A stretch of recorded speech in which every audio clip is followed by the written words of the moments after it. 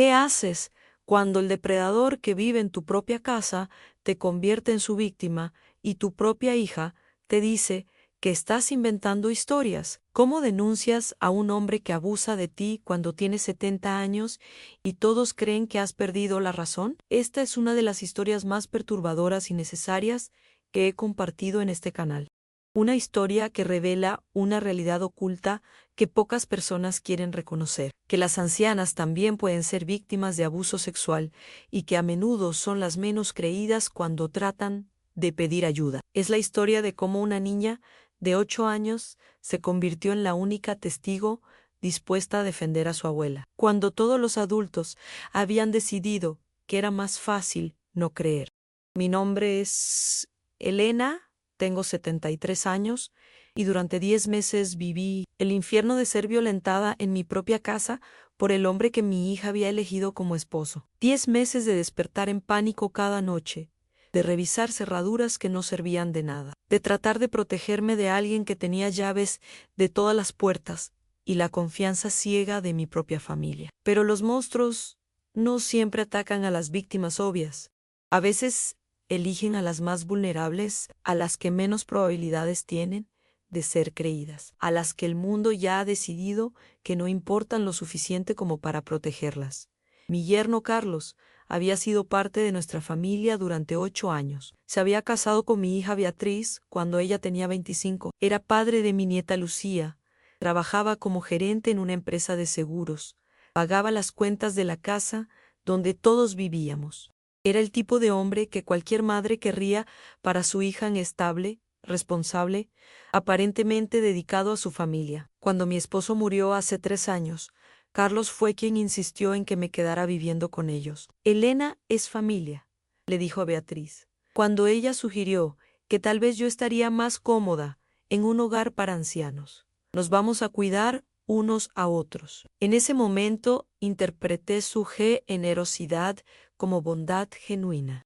Un yerno que valoraba a su suegra lo suficiente como para incluirla en su núcleo familiar, que entendía la importancia de mantener a las familias unidas durante los momentos difíciles. No tenía idea de que me estaba manteniendo cerca, por razones que no tenían nada que ver con el amor familiar. Los primeros indicios de que algo no estaba bien aparecieron gradualmente, tan sutilmente, que al principio los descarté como malentendidos o accidentes. Comentarios sobre mi apariencia que eran ligeramente inapropiados, miradas que duraban un poco demasiado tiempo, contacto físico que se extendía más allá de lo que era normal entre suegra y yerno. «Te ves muy bien para tu edad, Elena», me decía mientras me ayudaba a subir las escaleras, con sus manos posicionándose en lugares que no eran necesarios para proporcionarme apoyo. Al principio pensé que era mi imaginación, que la soledad y la viudez me habían hecho hipersensible a cualquier atención masculina. Pero, gradualmente, los accidentes se volvieron más frecuentes, más deliberados, más difíciles de racionalizar como malentendidos inocentes. Carlos había comenzado a ofrecerse para ayudarme con tareas que no requerían ayuda, a bañarme cuando estaba perfectamente capaz de hacerlo sola, vestirme cuando mis manos funcionaban perfectamente bien, revisar mi salud cuando no había reportado ningún problema médico. «Solo quiero asegurarme de que estés bien», me decía cuando aparecía en mi cuarto, mientras yo me cambiaba de ropa. «Las personas de tu edad pueden tener problemas que no reconocen». Personas de tu edad, como si mi edad me hubiera convertido en alguien incapaz de reconocer cuando mi privacidad estaba siendo violada. Los límites que había establecido claramente fueron ignorados con una persistencia que gradualmente se volvió más agresiva. Cuando le pedía que tocara antes de entrar a mi cuarto, aparecía con excusas sobre emergencias que requerían entrada inmediata. Cuando cerraba mi puerta con llave, descubría que tenía copias de todas las llaves de la casa.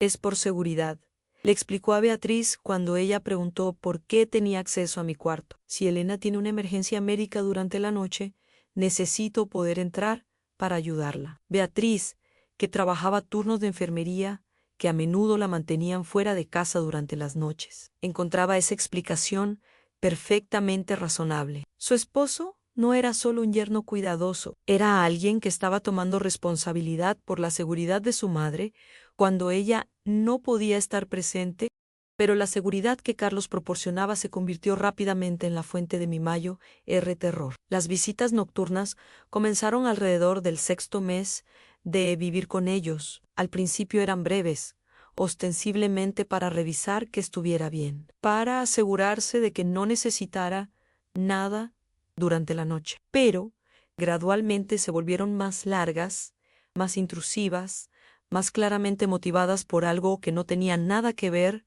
con cuidado médico.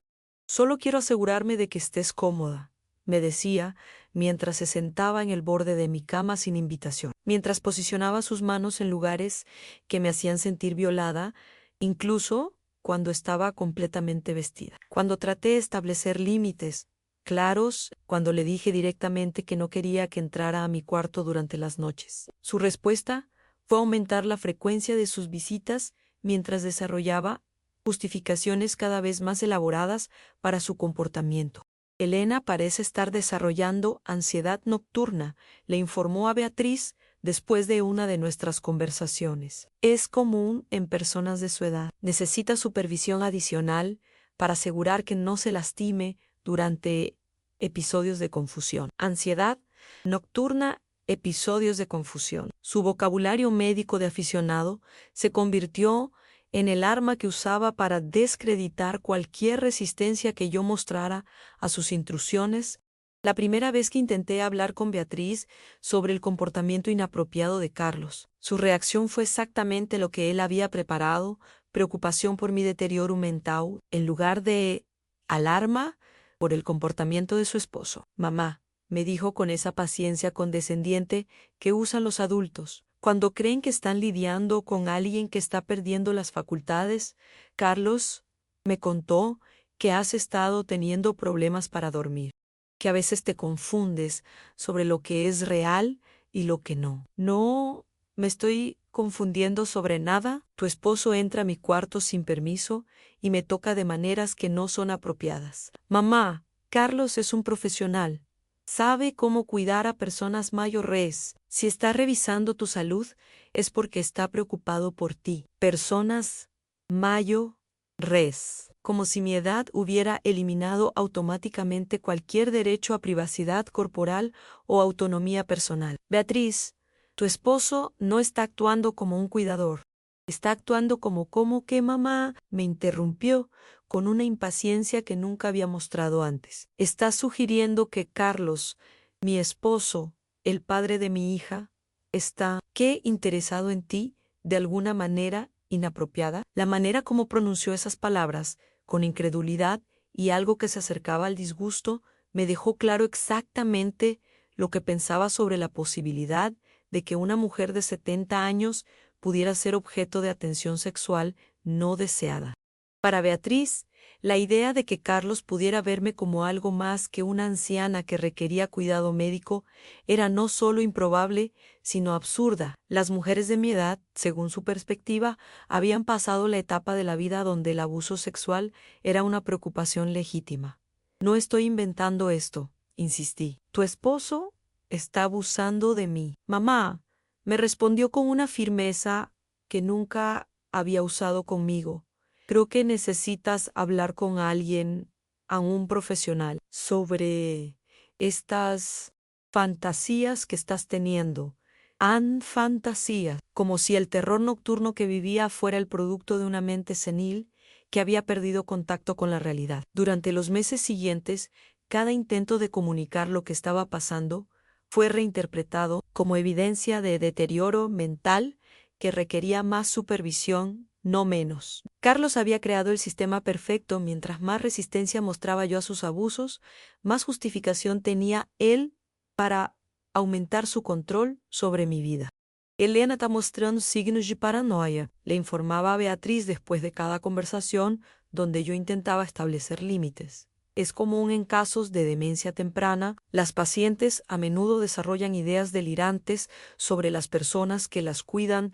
Demencia temprana, ideas delirantes. Su diagnóstico de aficionado se convirtió en la explicación oficial para cualquier resistencia que yo mostrara a lo que él describía como cuidado apropiado. Beatriz, confrontada con la elección entre creer que su esposo era un depredador o creer que su madre estaba perdiendo la razón, eligió la opción que le permitía mantener su vida familiar intacta. Vamos a conseguirte ayuda, me prometió después de otra conversación frustrante. Carlos conoce a algunos especialistas en geriatría que pueden ayudarte con estos problemas de confusión. Especialistas en geriatría.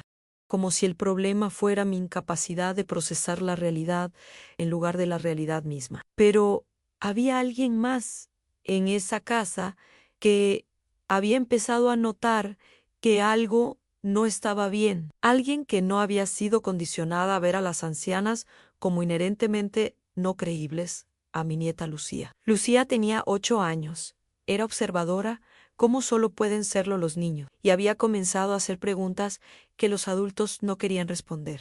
¿Por qué papá siempre va al cuarto de la abuela por las noches? ¿Por qué la abuela se ve triste cuando papá está en casa? ¿Por qué papá dice que la abuela está confundida cuando ella habla normalmente conmigo? Carlos y Beatriz tenían respuestas preparadas para todas esas preguntas, respuestas que enmarcaban sus observaciones como malentendidos infantiles sobre dinámicas familiares complejas que ella era demasiado joven para entender. La abuela está enferma, le explicaba Carlos con esa paciencia condescendiente que había perfeccionado. A veces las personas mayores se confunden y necesitan ayuda extra. Pero Lucía tenía esa intuición que tienen los niños para detectar cuando los adultos les están mintiendo, especialmente cuando las mentiras no coinciden con lo que pueden observar directamente. Una noche de marzo, cuando Carlos había estado revisando mi salud de maneras que se habían vuelto cada vez más violentas, Lucía se despertó y caminó hacia mi cuarto para pedir agua. Lo que vio a través de la puerta entreabierta cambió todo. No voy a describir los detalles de lo que mi nieta presenció esa noche, porque algunos horrores no necesitan ser articulados para ser entendidos. Lo que puedo decir es que vio lo suficiente para entender que su padre no estaba cuidando a su abuela de ninguna manera que fuera apropiada o consensual. Al día siguiente, mientras Carlos estaba en el trabajo y Beatriz hacía compras, Lucía se acercó a mí con una seriedad que me partió el corazón. Abuela, me dijo con esa claridad moral que solo poseen los niños, vi lo que papá te estaba haciendo anoche. Eso estaba mal, ¿verdad? Por primera vez en meses, alguien me estaba preguntando sobre mi experiencia en lugar de diciéndome cuál debería ser mi experiencia. Sí, mi amor, le respondí con lágrimas en los ojos, estaba muy mal. ¿Por qué no le dices a mamá?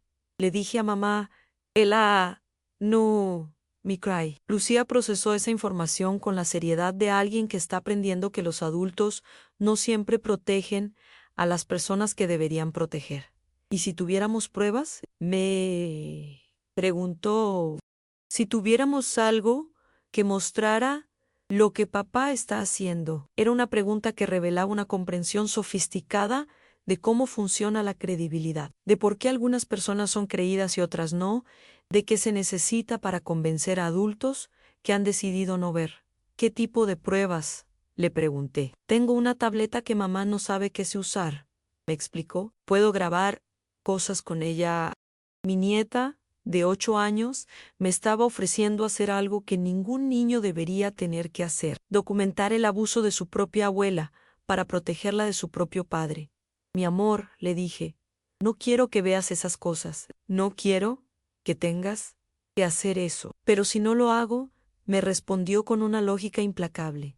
¿Quién va a protegerte? Era la pregunta más devastadora que había escuchado en mi vida, porque la respuesta era que nadie más estaba dispuesto a protegerme.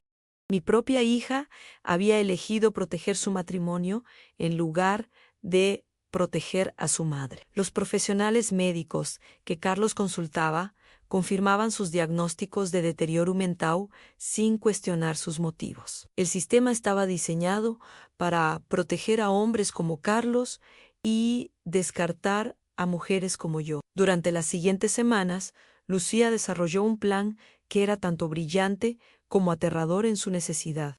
Había posicionado su tableta de manera que pudiera grabar las visitas nocturnas de Carlos sin ser detectada. Había aprendido a activar la grabación silenciosamente. Había documentado meticulosamente los crímenes que se estaban cometiendo contra mí. No era solo una niña curiosa tratando de entender el comportamiento de los adultos. Era una niña que había entendido que su abuela estaba siendo lastimada y que había tomado la responsabilidad de protegerla cuando todos los otros adultos habían fallado. ¿Tengo videos?, me informó, después de 2 semanas de documentación. Tengo muchos videos de papá lastimándote. Cuando vi esas grabaciones, confirmaron todo lo que había estado tratando de comunicar durante meses y revelaron abusos, que eran peores de lo que había logrado articular. Mi nieta había capturado evidencia irrefutable de crímenes que habían sido sistemáticamente negados por todos los adultos en mi vida. Pero más que eso, había tomado control de una narrativa que había sido monopolizada por mi abusador. Ya no era solo mi palabra contra la suya, era evidencia visual que no podía ser descartada como fantasías de una mente senil. ¿Qué hacemos ahora?, me preguntó Lucía con esa confianza que viene de saber que finalmente tiene herramientas para luchar contra una injusticia. Ahora, le respondí, vamos a asegurarnos de que tu papá nunca pueda lastimar a nadie más. Pero llevar evidencia a las autoridades cuando eres una anciana que ha sido sistemáticamente descreditada como mentalmente incompetente es más complejo de lo que parece. Necesitábamos no solo mostrar lo que Carlos había hecho, sino también demostrar que yo era mentalmente competente para testificar sobre ello. Mi primera parada fue con el doctor Ramírez, mi médico de cabecera, quien había estado tratándome durante 15 años y conocía mi historial médico completo. Doctor, le dije durante una cita que programé sin que Carlos lo supiera, necesito que me haga una evaluación psicológica completa. Necesito documentación oficial de que estoy mentalmente competente. El doctor Ramírez, que había estado escuchando los reportes de Carlos sobre mi supuesto deterioro, me miró con sorpresa. Elena, ¿hay alguna razón específica por la que necesitas esa evaluación? Porque voy a hacer una denuncia criminal contra mi yerno por abuso sexual y necesito asegurarme de que nadie pueda descartarla como el delirio de una mujer senil. La manera directa en que presenté la situación, la claridad de mi explicación, la coherencia de mi razonamiento, fueron evidencia inmediata de que cualquier reporte sobre mi incompetencia mental habían sido exagerados. Las evaluaciones confirmaron lo que yo sabía: estaba completamente competente mentalmente, capaz de testificar y víctima de lo que el doctor Ramírez describió como una campaña sistemática de manipulación psicológica diseñada para descreditar sus reportes de abuso.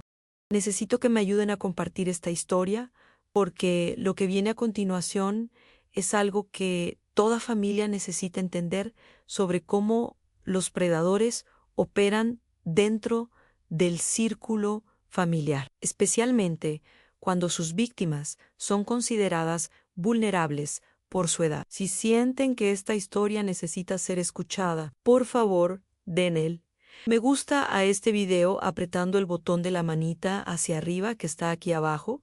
Y si quieren seguir escuchando historias sobre la importancia de proteger a los más vulnerables, sobre cómo la verdad puede salir a la luz, incluso cuando todos se niegan a verla, suscríbanse al canal apretando el botón negro que dice suscribirse. Es muy sencillo, y así van a poder escuchar cada nueva historia que compartimos.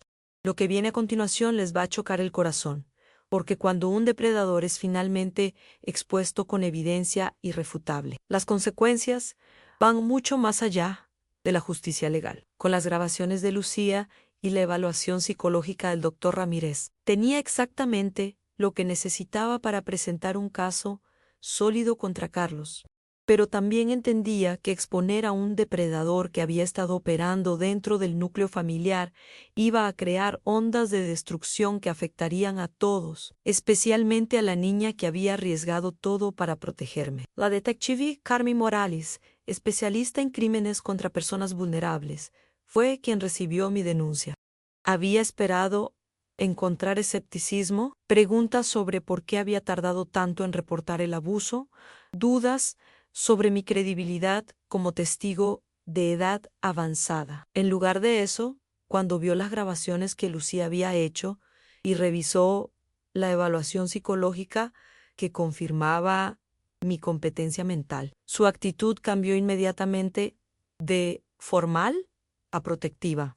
Señora Elena, me dijo después de revisar la evidencia, no solo tenemos un caso sólido de abuso sexual, tenemos documentación de una de las campañas de manipulación psicológica más sistemáticas que he visto en 20 años de investigar estos crímenes. Lo que siguió fue un proceso cuidadosamente coordinado para arrestar a Carlos sin darle oportunidad de destruir evidencia o intimidar testigos, y para proteger tanto a Lucía como a mí durante la investigación subsiguiente. El arresto sucedió un jueves por la mañana en su oficina. Carlos fue sacado de su lugar de trabajo esposado, acusado de múltiples cargos de abuso sexual agravado contra una persona mayor. La ironía era perfecta, pues. Fue arrestado en el lugar donde fingía ser un ciudadano respetable, por crímenes cometidos contra la mujer que había acogido en su hogar bajo el pretexto de cuidarla. Beatriz recibió la llamada mientras estaba en el trabajo. La detective Morales había coordinado para que Servicios Sociales estuviera presente cuando le explicaran la situación, tanto para proteger a Lucía como para ayudar a Beatriz a procesar información que iba a desafiar completamente su comprensión de su matrimonio. Cuando Beatriz llegó a casa esa tarde, encontró a Lucía y a mí sentadas en la sala con una trabajadora social, esperando a explicarle una verdad que había estado negando durante meses. Mamá, me dijo con una voz que temblaba entre la incredulidad y el terror. ¿Es verdad lo que están diciendo? ¿Realmente, Carlos? Es verdad, le respondí. Todo lo que traté de decirte durante meses era verdad. Su reacción fue algo que nunca había visto antes en un colapso emocional completo. No solo estaba procesando el trauma de descubrir que su esposo era un depredador, estaba enfrentando la culpa devastadora de haber permitido que el abuso continuara al negarse a creer a su propia madre. ¿Cómo? No me di cuenta, repetía una y otra vez, mirándome con ojos llenos de horror y auto-recrimination. ¿Cómo pude ser tan ciega? Porque él era muy bueno manipulando, le expliqué, y porque es más fácil creer que una anciana está confundida que aceptar que el hombre que amas es un monstruo. Lucía, que había estado silenciosa durante este intercambio, finalmente habló con esa sabiduría terrible que había desarrollado durante semanas de ser la única protectora de su abuela. Mamá, le dijo a Beatriz, por eso tuve que grabar todo, porque sabía que nadie iba a creer a la abuela si solo usaba palabras. Durante las siguientes semanas, mientras el caso se desarrollaba, nuestra familia pasó por una transformación que era tanto sanación como destrucción. Beatriz entró en terapia intensiva para procesar no solo el trauma de haber estado casada con un depredador, sino también la culpa de haber desestimado sistemáticamente los reportes de abuso de su propia madre. No era solo que no quería creer que fuera capaz de algo así, me explicó durante una de nuestras sesiones de terapia familiar, era que admitir que tenía razón significaba admitir que había fallado completamente como hija y como madre. Su negación no había sido solo sobre Carlos, había sido sobre su propia identidad como protectora familiar. Aceptar que yo estaba siendo abusada requería que ella aceptara que había fallado en su responsabilidad más básica, al proteger a los miembros vulnerables de su familia. Lucía también entró en terapia, pero mostró una resistencia que me asombraba diariamente. No solo había sobrevivido al trauma de descubrir que su padre era un depredador, había encontrado una manera de transformar ese descubrimiento en acción protectiva. No quiero que otras abuelas pasen por lo que tú pasaste, me dijo durante una de nuestras conversaciones. Por eso grabé todo, para que la gente supiera que esto realmente pasa. La investigación reveló que yo no era la única víctima de Carlos. Durante su carrera en la empresa de seguros, había tenido acceso a información sobre ancianas que vivían solas o en situaciones vulnerables. Había usado esa información para identificar víctimas potenciales, mujeres, a las que podía ofrecer ayuda con sus pólizas de seguro, mientras evaluaba sus vulnerabilidades para futuros abusos. Era un depredador sistemático que había usado su posición profesional para crear oportunidades de abuso que estaban protegidas por su reputación. Como hombre de familia, respetable, durante el juicio, más de una docena de víctimas testificaron. Pero el testimonio más poderoso vino de Lucía, quien a los 9 años se paró frente al tribunal y explicó por qué había decidido grabar evidencia del abuso de su abuela. Los adultos no creían a la abuela cuando usaba palabras. Testificó con una claridad que silenció toda la sala. Pero sabía que tendrían que creer videos. Su comprensión de la dinámica del poder, de la credibilidad, de por qué algunas víctimas son creídas y otras no, era más sofisticada que la de muchos profesionales que trabajan en el sistema judicial. Carlos fue sentenciado a 25 años de prisión sin posibilidad de libertad condicional. Los otros casos que surgieron de la investigación resultaron en condenas adicionales que garantizaron que nunca volvería a tener acceso a víctimas vulnerables. Pero, para nuestra familia, la justicia legal fue solo el comienzo de un proceso de sanación mucho más complejo. Beatriz tuvo que enfrentar no solo el trauma de haber estado casada con un depredador, sino también la culpa de haber priorizado la estabilidad de su matrimonio por encima de la seguridad de su madre. Durante meses de terapia, trabajamos juntas para entender cómo Carlos había manipulado su percepción de la realidad, cómo había usado su autoridad aparente para descreditar mis reportes de abuso. No era solo que no quería creer que fueras capaz de inventar algo así, me explicó después de meses de trabajo terapéutico. Era que él había logrado convencerme de que protegerlo a él era lo mismo que proteger a nuestra familia. Era la manipulación perfecta, había convertido la lealtad conyugal en una extensión del instinto maternal. Dudar de él requería que Beatriz dudara de su propia capacidad de proteger a su hija, de su propia valía como esposa y madre. Lucía, mientras tanto, continuó mostrando una resistencia que me asombraba. No solo había sobrevivido al trauma de descubrir que su padre era un depredador, había encontrado una manera de transformar esa experiencia en protección para otras víctimas vulnerables. Las grabaciones que había hecho fueron utilizadas por organizaciones de protección de ancianos para entrenar a profesionales sobre cómo detectar y documentar abuso de personas mayores. Su historia se convirtió en un caso de estudio sobre la importancia de creer a las víctimas ancianas y de tomar en serio sus reportes de abuso incluso cuando parecen improbables. No quiero que me recuerden como la niña cuyo papá era malo, me dijo Lucía cuando tenía 10 años. Quiero que me recuerden como la niña que ayudó a proteger a su abuela. Los últimos 4 años han sido un proceso de reconstruir nuestras vidas sobre una base de honestidad en lugar de negación. Beatriz y yo hemos reparado nuestra relación, aunque ambas entendemos que hay cicatrices que nunca van a sanar completamente. Ella vive ahora con la culpa de no haber protegido a su madre cuando tenía todas las señales para hacerlo. Yo vivo con el trauma de haber sido violentada durante meses, mientras mi propia hija me decía que estaba imaginando cosas. Pero Lucía, quien ahora tiene 12 años, vive con algo diferente, la certeza de que es capaz de proteger a las personas que ama cuando los otros adultos fallan. Ha desarrollado una confianza en su propia capacidad de reconocer injusticias y actuar sobre ellas que la va a servir el resto de su vida. ¿Hice todo correctamente? Durante estos años me he hecho esa pregunta miles de veces. ¿Debería haber sido más insistente con Beatriz? ¿Debería haber ido directamente a las autoridades sin tratar de convencer a mi familia primero? ¿Debería haber encontrado una manera de protegerme sin depender de que mi nieta documentara mi abuso? La respuesta probablemente es sí a todas esas preguntas, pero también entiendo que operaba dentro de limitaciones reales, una hija que necesitaba creer en su matrimonio. Un sistema que descredita automáticamente a las víctimas ancianas. Y un depredador que había perfeccionado el arte de parecer respetable. Lo que sí sé es que Lucía hizo algo extraordinario.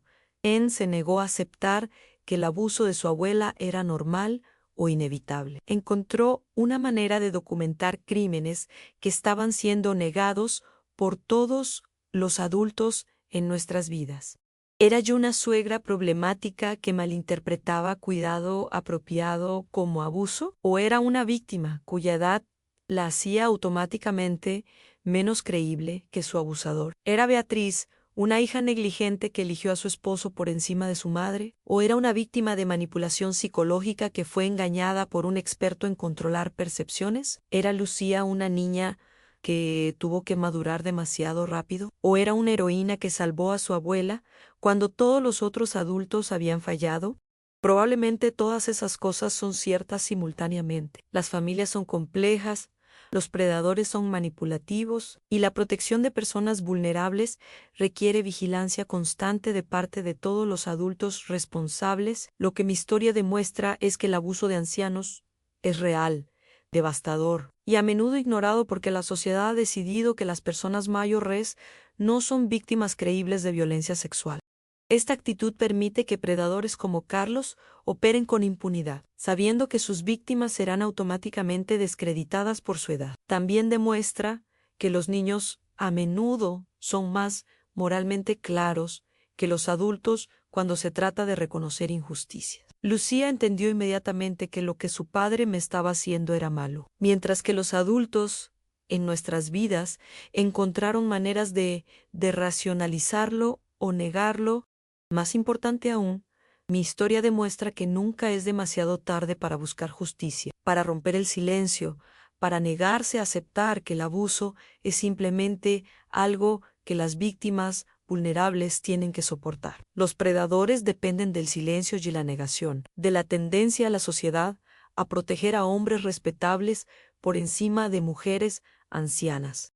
Cuando ese silencio se rompe, cuando la negación se convierte en acción, cuando la edad deja de ser una descalificación automática para la credibilidad, los predadores pierden su poder. Lucía rompió ese silencio con una tableta y el valor de una niña que se negó a aceptar que el sufrimiento de su abuela era inevitable. Su historia es prueba de que incluso en las circunstancias más desesperadas, cuando todas las voces adultas han fallado, la verdad puede encontrar una manera de salir a la luz.